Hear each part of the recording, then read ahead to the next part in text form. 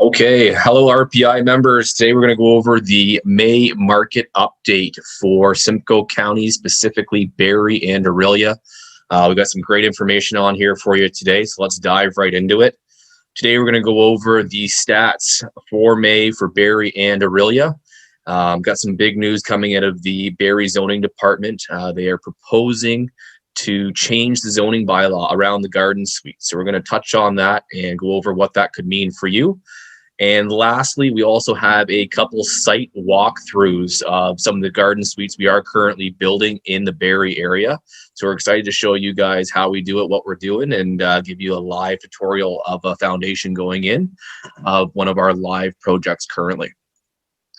All right, let's get into stats. The average sale price for Barrie for detached homes has broken the $800,000 price point.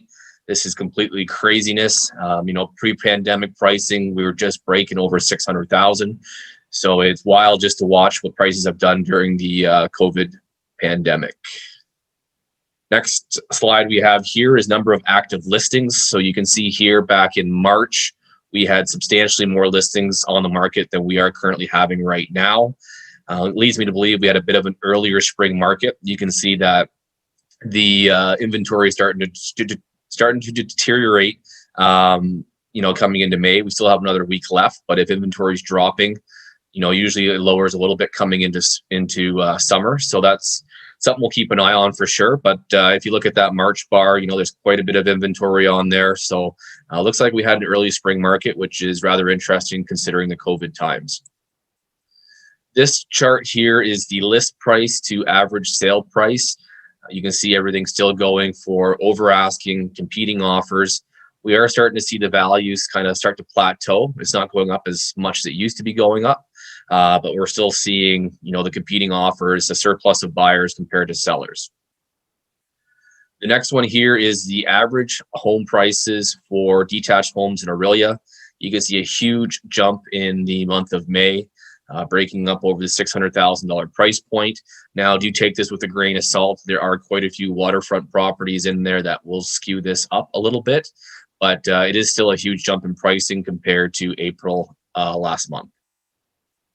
This next chart here is the number of active listings. Again, this one was more, April had a lot more listings than May. So, an early spring market again, which is great. But again, things usually do slow down in a normalized market during the summer. People are out vacationing and things like that. So we'll keep an eye on that. But with all these lockdowns and stuff in place, who knows if, the summer market's going to be cooling or it's just going to keep going crazy as it has been. This here again is the list to sale price. You can see again, competing offers. Still more buyers than sellers in the marketplace. Everything's going over list. You're getting into the bidding wars. That's still the real thing going on here in Simcoe County, Barrie, Orillia. Everything is still going with multiple offers at this particular point. If you luck out, you might get one at full ask, a little under, depending on how good the agent's doing their job. But bidding wars all around essentially in the Barrie, Orillia market at this particular point. All right, this is big news. Anybody thinking of doing a garden suite in the Barrie area? The city of Barrie is reviewing their garden suite bylaw to the amount of complaints and from the public, and also the amount of people that are jumping on the bandwagon for these garden suites. So they are having a public meeting to have public input, planning input, building department input to see how they can tweak this bylaw to make it more efficient for everybody. So we're curious to see what's going to happen there. We will definitely be there fighting on your behalf, on behalf of investors, to keep things as easy as possible in the Barrie area. Some of the points that they want to touch on right now are minimum lot area requirements. So currently in Barrie, you can have up to 10% of your lot area depending on whatever lot size it is. So if your lot's 5,000 square feet, you can do a 500 square foot detached suite. If they put a minimum lot area on there, something similar to Orillia has a minimum lot area of 5,000 square feet.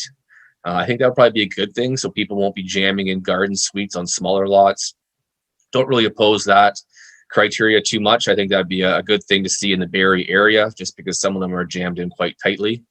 The next one there that they want to look at is minimum yard setbacks. So currently the zoning bylaw reads that you can be within 2 feet of the property line. A lot of residences and neighbors are getting upset because they have these big buildings going up in their backyard.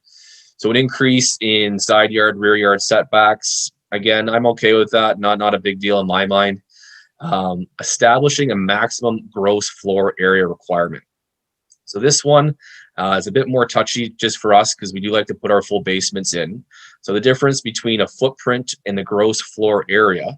A footprint is the outside dimensions of your garden suite. So if you've got a full basement and your outside dimensions are 800 square feet, you have 800 square feet in the basement, then you're still within the 800 square foot footprint.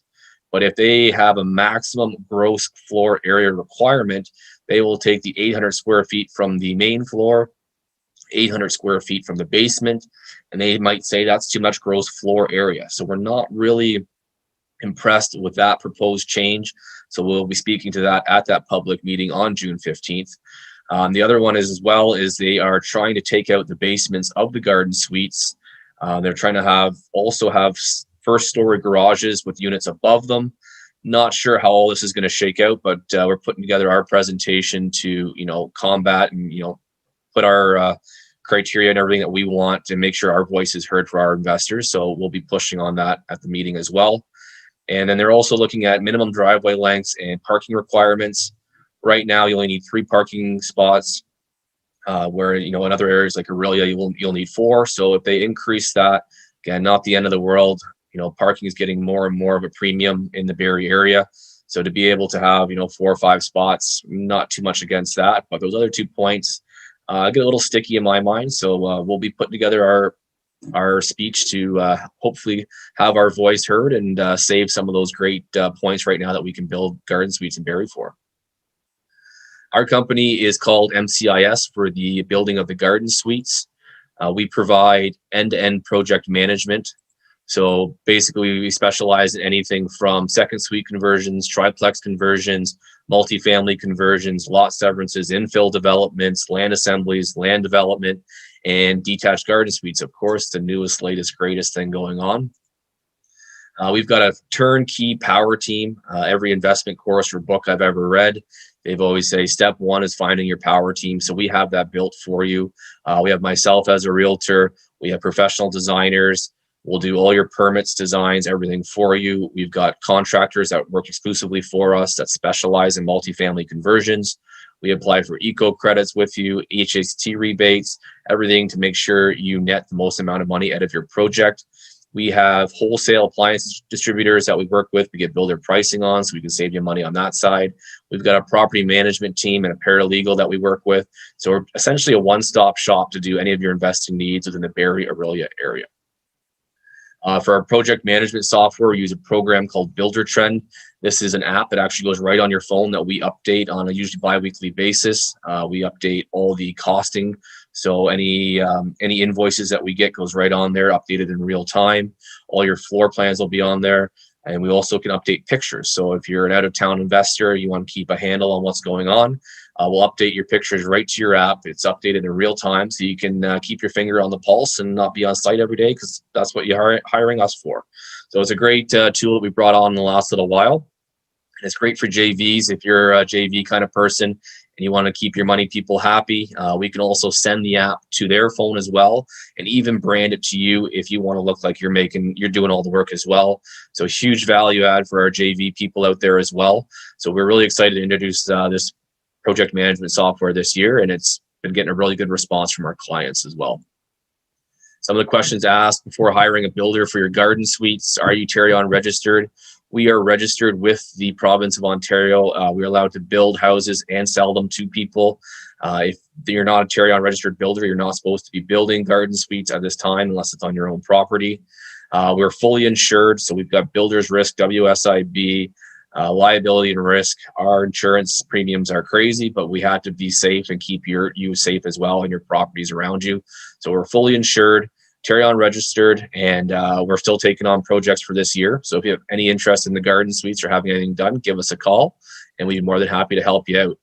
These next couple slides, are our on-site visits for a garden suite we are currently building. If you follow us on Facebook, this is the property that we've been in the newspaper twice now from all the lovely residences with their concerns of what we are doing. So these next couple slides are actually GoPro videos of the foundation being put in for one of our clients on a lovely street called Roslyn Street in the city of Barrie. So we will go over basically the first couple steps of what it takes to have your garden suite built with a full basement.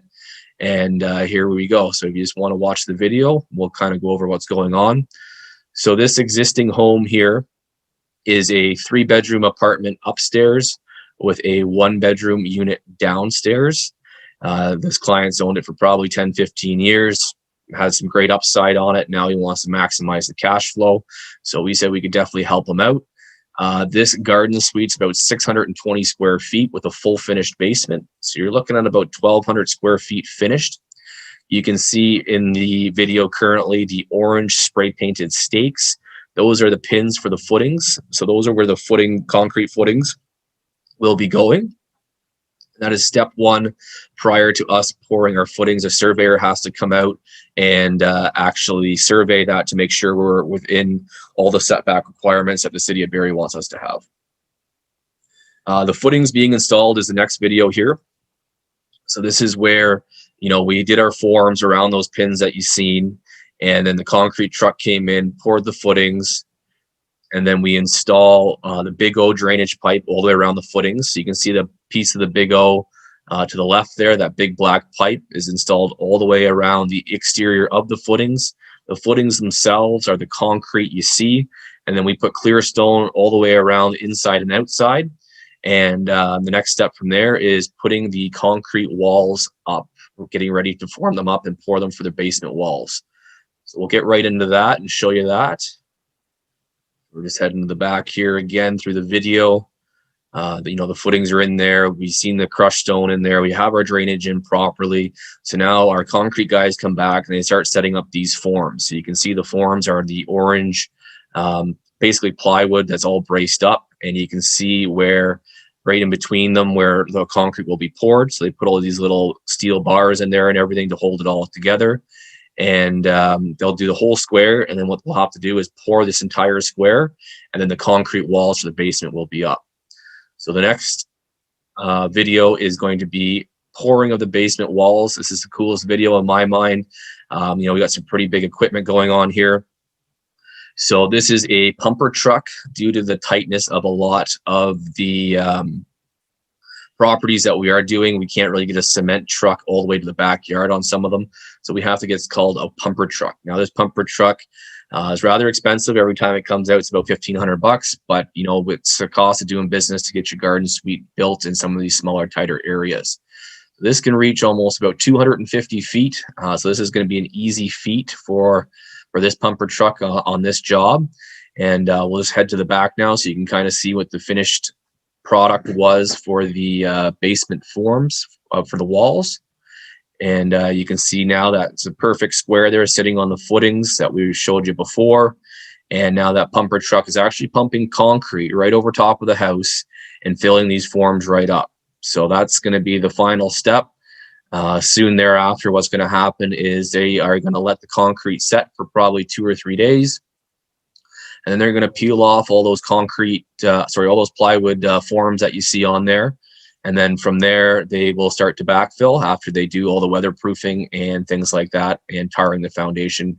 That'll be the next step after we get our backfill inspection. So that's all for today. Thanks for tuning in. If you guys have any questions at all, doing anything in the Barrie area, feel free to reach out, and we'd be more than happy to help you out. Thanks for watching. Have a good one.